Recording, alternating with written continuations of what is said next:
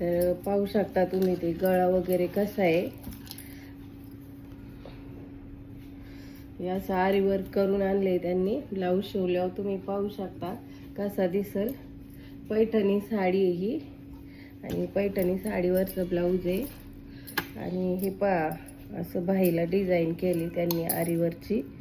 हे पहा माझ्याकडे शिवायला आलाय, आरी वर्क करून बाहेरून आलाय तो ब्लाऊज. तर ब्लाऊज शिवून झाल्यावर तुम्ही पाहू शकता कसा दिसतोय.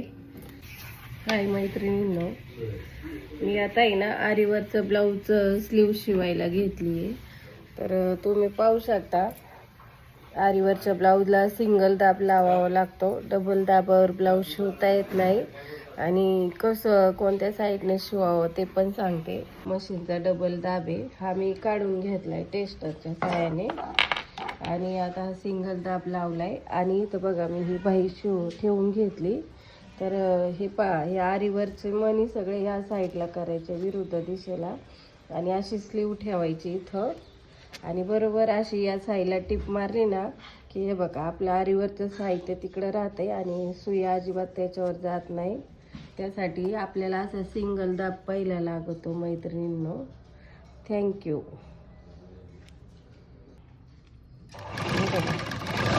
अशी शिलाई मारायची.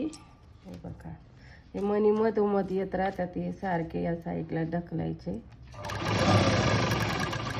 बघा आता ही आपली बाही शिवून झाली. आता याच्यावर आपल्याला टाकायचे दाब टिप.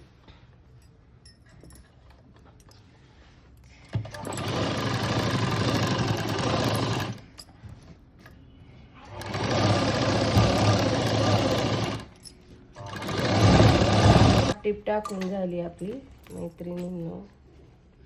हे पहा अशी आपली स्लीव तयार झाली.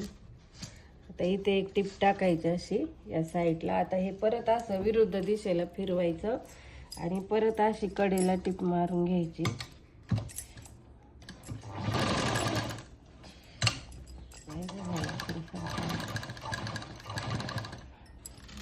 शिवताना लय व्यवस्थित शिवायला लागतं हे. जर मणी मध्ये आले ना काही खरं नाही. हे बघा किती कुठा नाही ह्या पण ब्लाऊजांचा. ती व्यवस्थित धरून शिलाई मारायला लागते त्याला.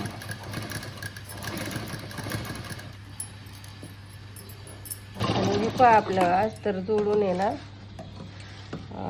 स्लीव शिवून झाली. आणि पाहू शकता छान वाटतंय.